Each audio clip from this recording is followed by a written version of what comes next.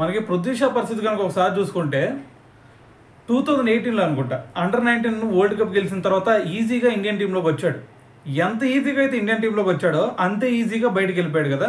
మరి last year చూసుకుంటే అతన్ని రంజీ ట్రోఫీలో కూడా అతనికి ఛాన్స్ రాలేదు. దాని తర్వాత ఐపీఎల్లో కూడా అతన్ని ఎవరు కూడా కొనుగోలు చేయలేదు లాస్ట్ ఇయర్. మరి దీని అంతటికి మెయిన్ రీజన్ ఏమై ఉంటుంది అంటారు?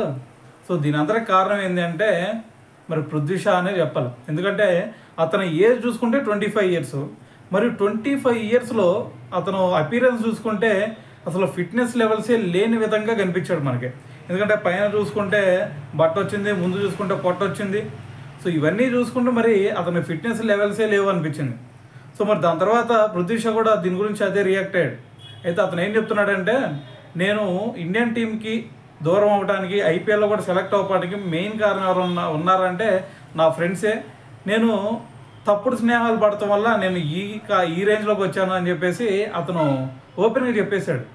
సో మరి ఇది ఎంతవరకు కరెక్ట్ అనేది అతను అర్థం చేసుకోవాలా. సో అది పక్కన పెట్టేస్తే మరి అతను క్రికెట్కి కూడా దూరం అయ్యాడంట వాళ్ళ ఫ్రెండ్స్ వల్ల. ఇది ప్రాక్టీస్ సెషన్స్కి వెళ్ళకపోవటం, దాని తర్వాత క్రికెట్ని దూరం పెట్టేయటం. మనకి ఐపీఎల్లో చూసుకుంటే కొన్ని కోట్లు వచ్చినాయి ఇప్పటికే. సో మరి ఆ అమౌంట్తో కొంచెం జల్సా చేయటం, సో ఫ్రెండ్స్తో తిరగటం, సో ఇలాగా టైం వేస్ట్ చేశాను.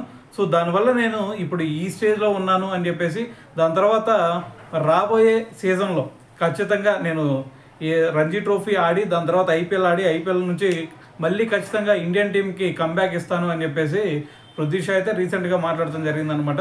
సో మరి అతని పర్ఫార్మెన్స్ అలాగే అతని ప్రజెంట్ సిచ్యువేషన్ ఈ రెండు చూసిన తర్వాత మరి పృథ్వీ షా మళ్ళీ ఇండియన్ టీంలోకి రీఎంట్రీ ఇస్తాడా లేదా, దీని గురించి మీరేమనుకుంటున్నారా అనేది కూడా తెలియాలి కదా. సో కింద కామెంట్ చేయండి.